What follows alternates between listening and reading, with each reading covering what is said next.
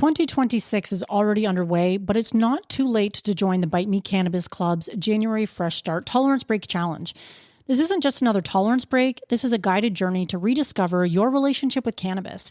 We're taking time to let our receptors reset, our minds clear, and our intentions for the new year to take root. And the best part? You won't be doing it alone. Research shows that a tolerance break of any length can be useful. There's daily prompts, weekly themes, and resources from cannabis wellness experts, and a supportive online group to connect, share, and stay motivated. This is more than just taking a break. It's about a fresh start together.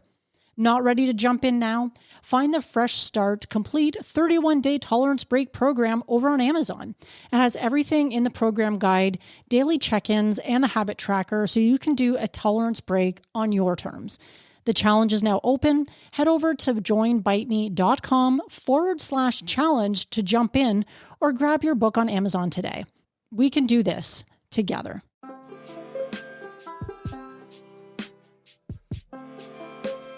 Welcome, friends, to episode 333. What happens when you take a love of food, a passion for culture, and a deep knowledge of cannabis and you toss them all into one bowl? You get Bite Me, the podcast that explores the intersection of food, culture, and cannabis and helps cooks make great edibles at home. I'm your host, Margaret, a certified Gangier, TCI certified cannabis educator, and I believe your kitchen is the best dispensary you'll ever have. Together, we'll explore the stories, the science, and the sheer joy of making safe, effective, and unforgettable edibles at home. So preheat your oven and let's get ready for a great episode. Let's dive in, shall we? Friends, I am so glad that you are here. It feels like it's been a minute since I sat down in front of my microphone to have a conversation with you on the podcast. And I am looking forward to it. It is 2026 at the time of this recording. I took a couple weeks off. Yes, I pre-recorded some stuff, so I gave myself a little bit of a holiday, and I'm really happy to be back. It was really nice to spend some time with friends and family and just sort of relax a little bit when everyone has a little bit of time off. And it's been nice, but I'm ready to get back into it. Now, my question is, did you make your 2026 bingo card? It's not too late. That's the nice thing about the bingo card is even if you make it sometime this month, whenever you get around to it, it'll be there for you for the rest of the year. Unlike New Year's resolutions, which you'll probably make and quickly forget. Although I have made plenty of New Year's resolutions in my past, I find that I really like this bingo card idea a whole lot better. And what did I put on my bingo card, you may ask? A whole bunch of things. I will share those with you now. I do admit that when I knew I was going to do another bingo card this year, because I did one last year and it was fabulous. I've enjoyed it so much. I'm doing it again. I've gotten friends and family to do them with me. They did them over at the High on Homegrown podcast. Just so many people are doing bingo cards. I think it's the new Year's resolution.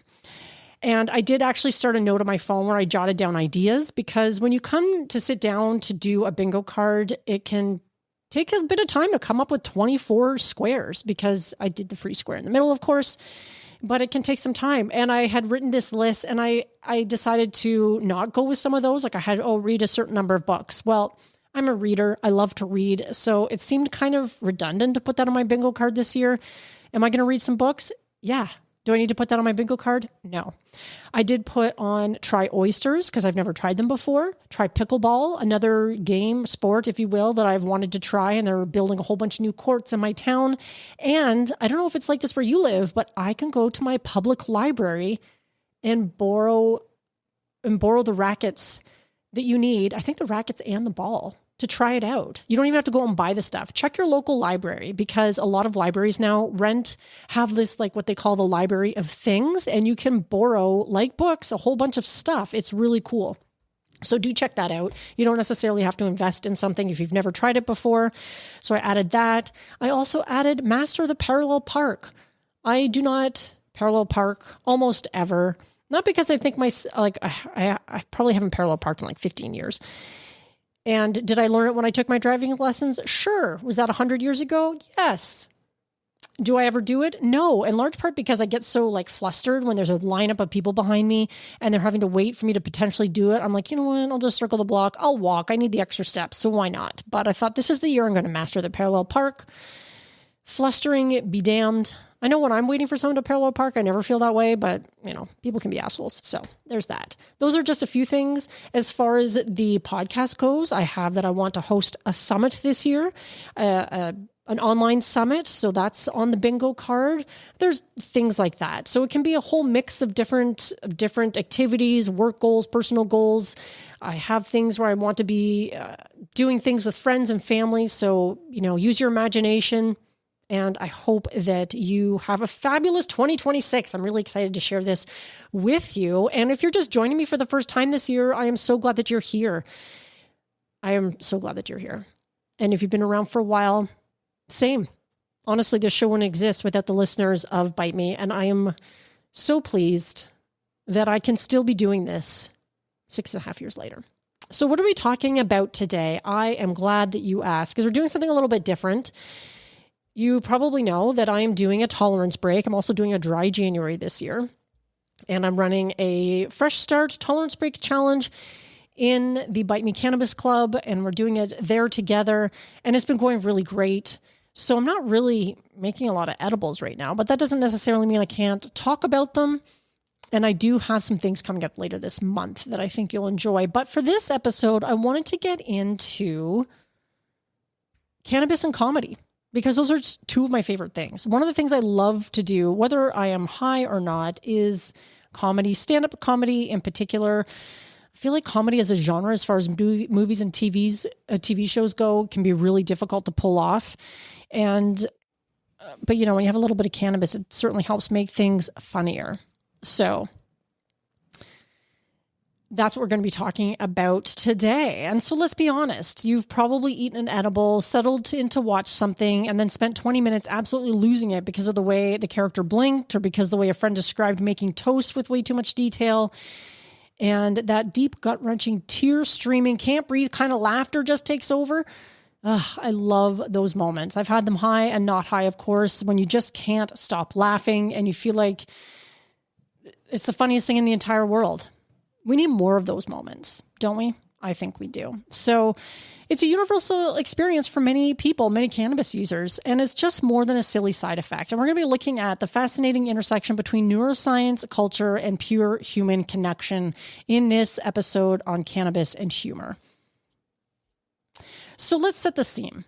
You're with a couple of good friends. You've all had some edibles, or perhaps you've smoked or vaped some cannabis, whatever floats your boat, however you prefer to consume. The conversation turns to shared, mildly annoying experiences, like the absurdity of an automated customer service phone call. I had one of those actually pretty recently. It was more than mildly annoying. It was infuriating, actually. FedEx, I'm looking at you, because they don't actually have any real people there. Actually, they did eventually, but it is so hard to get to a real person. They have all these AI crap where you have to talk to an AI person, AI bot or whatever. And anyway, suddenly the sheer existential drama of press 1 for more options becomes the funniest concept that ever existed. One person snorts, laughs, and it sets off that chain reaction. And now you're all howling, clutching your sides in a pure state of collective joy. And you probably don't even remember what you started laughing about. Why does this happen? Is it just the weed? The resounding answer is no. This phenomenon is a perfect storm of brain chemistry, shifted perspective, and social bonding. And it's not about impairment. It's about alteration. And culturally, the story of cannabis and comedy has evolved from a narrow stereotype into a rich, diverse landscape of creative expression.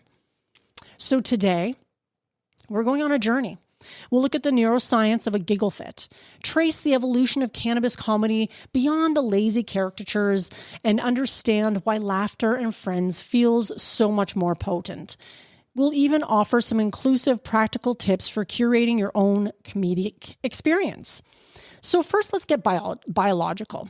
When THC and other cannabinoids enter your system, they interact with your brain's endocannabinoid system, your ECS, the key regulator of mood, perception, and reward. And if you've been following this show for a little while, we've talked a lot about the ECS in recent episodes, and I will link those in the show notes so you can find them if you want to brush up a little bit on your ECS and how they work with edibles in particular.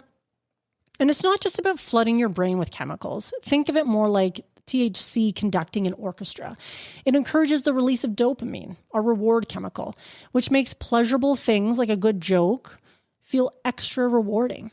It also interacts with serotonin, stabilizing and often uplifting the mood.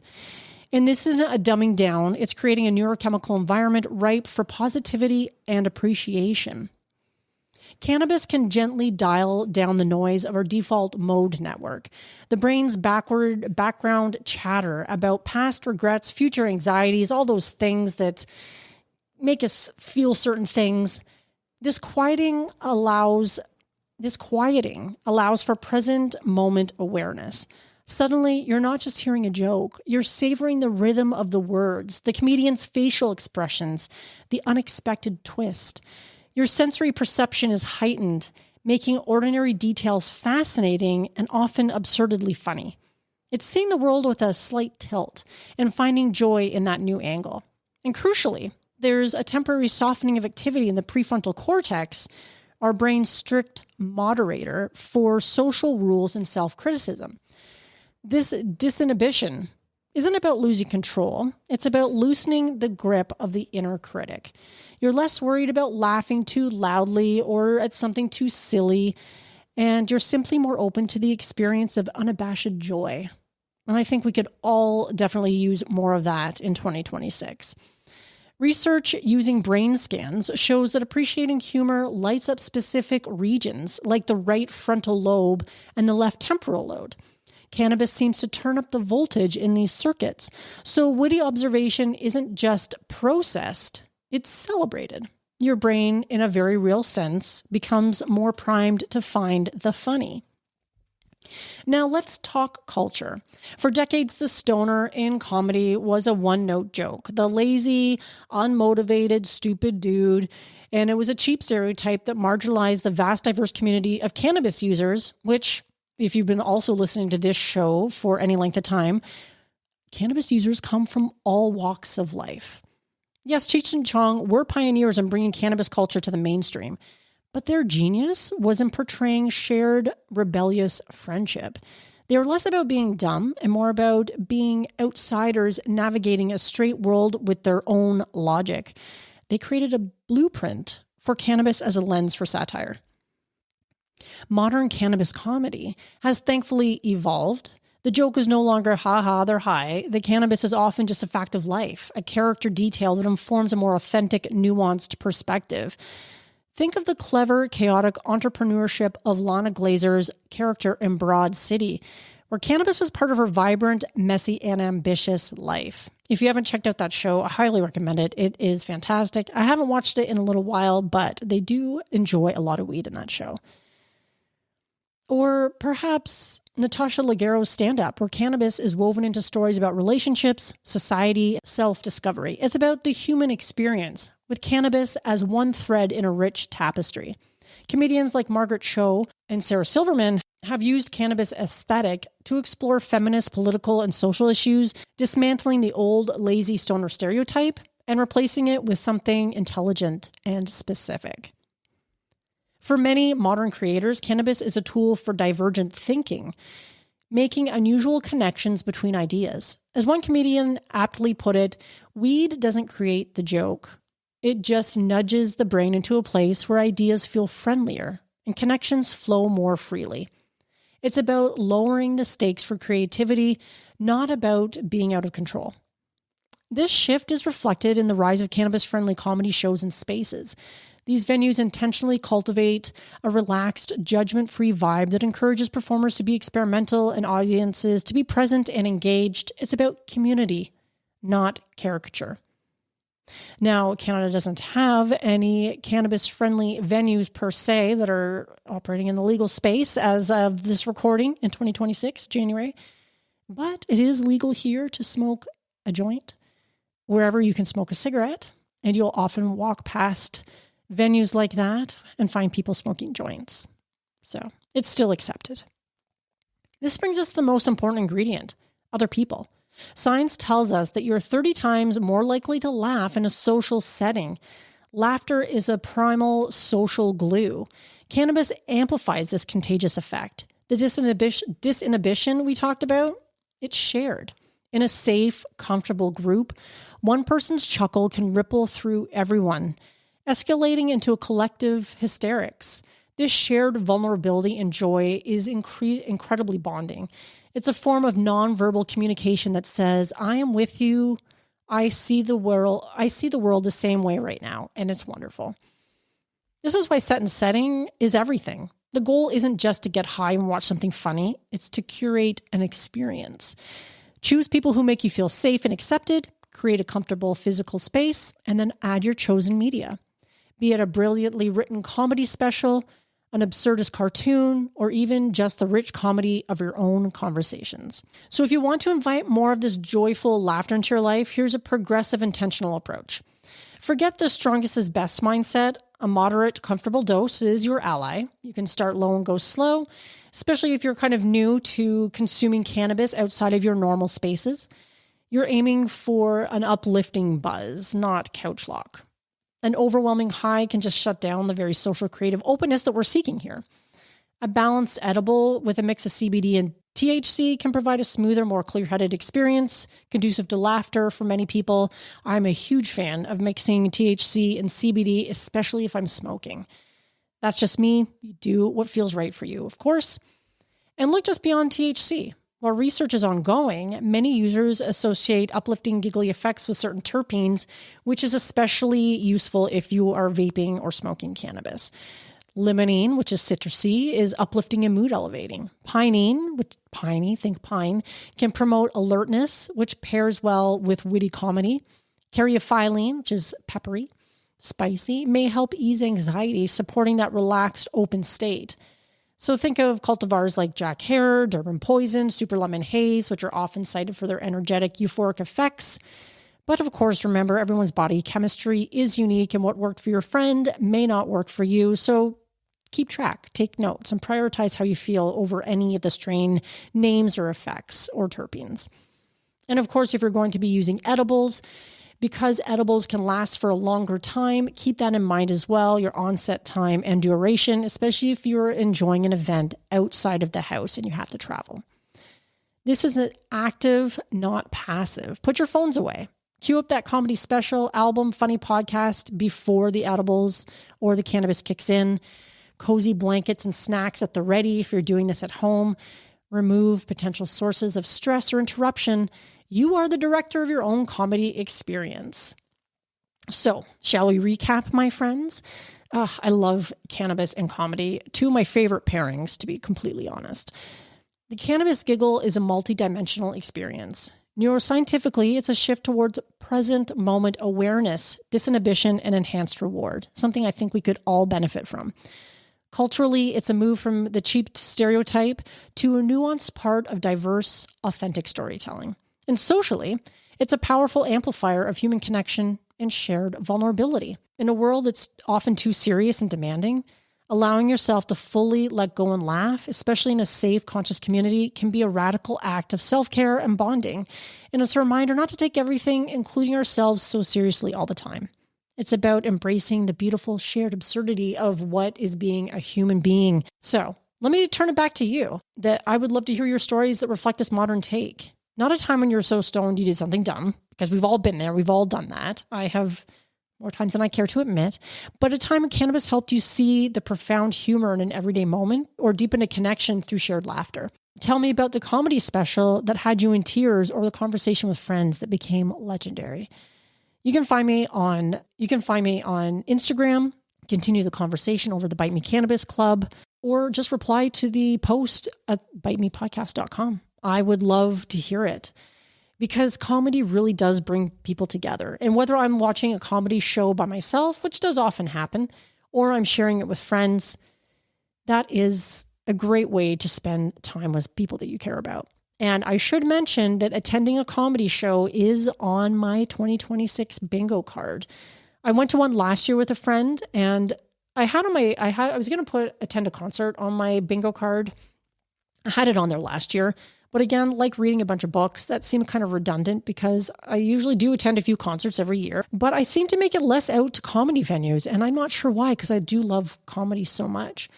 And there were some venues that were doing a lot of great comedy here where I live, and some of that's changed a little bit this year, so I don't know if they'll be as accessible or easy to find. But a friend and I did venture into the big city last year to the Comedy Bar in Toronto on the Danforth, if you know where that is. And I had never been to a venue like that before. And it was so much fun. We went to see a specific comedian. I think, was it Mark Forward, who many people may know from Letterkenny. We went to this comedy bar. You had to wait to get into the actual bar part or into where they were going to be performing, and they seated you. And I wasn't expecting this at all. Man, we had gotten there kind of early because we were excited. And the person led us into the room, and they led us to the very front of the room. Like, we could reach out and touch the mic stand. And we were looking at each other like, holy shit, what have we gotten ourselves into? Like, my worst,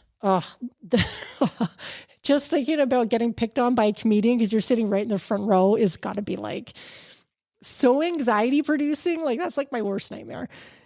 We got off pretty easy, to be completely honest. We were so fortunate in a way. We did get picked on a little bit, but it wasn't anything that we couldn't handle. But the show was amazing. It was so much fun. And I definitely want to repeat an experience like that in this year as well.